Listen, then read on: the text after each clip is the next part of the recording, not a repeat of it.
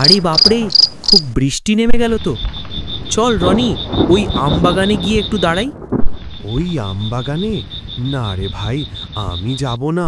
শুনেছি ওখানে নাকি শাকচুন্নি ঘোরে এস। দূর, এসব বাজে কথা। ভূত টুত বলে কিছু নেই, বুঝলি? তুই বলিস ঠিকই, কিন্তু আমি খুব ভয় পাই ভাই। ওই দেখ, ওই গাছগুলো কেমন নড়ছে, দেখ। বাতাসে নড়ছে ভাই, ভূত নয়। চল চল, না হলে ভিজে ঠান্ডা লেগে যাবে। ভাই, তুই শুনছিস? এই যে নুপুরের আওয়াজটা কোথা থেকে আসছে?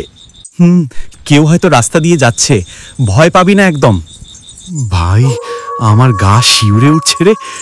মনে হচ্ছে কেউ হাঁটছে, আমাদের কাছেই আসছে। দেখ, ওখানে লাল শাড়ি পরা একটা মেয়ে। মাগো, বাঁচাও, শাকচুন্নি! কে তুমি? এখানে কি করছো?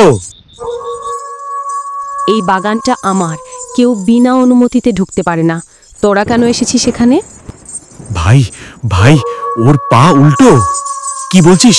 সত্যি? দৌড় দে ভাই, দৌড় দে।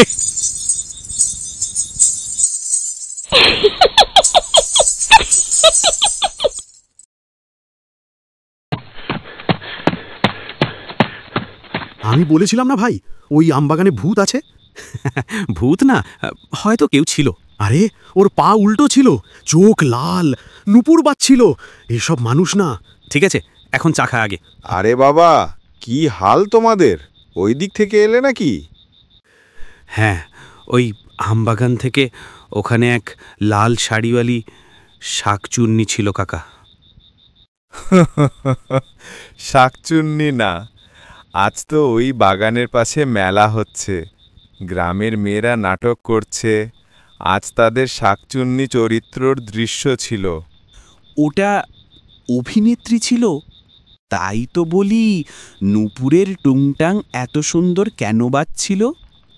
ইস, কেমন বোকা বানিয়ে দিল আমাদের। ও, তোমাদের তো একটা কথা বলাই হয়নি।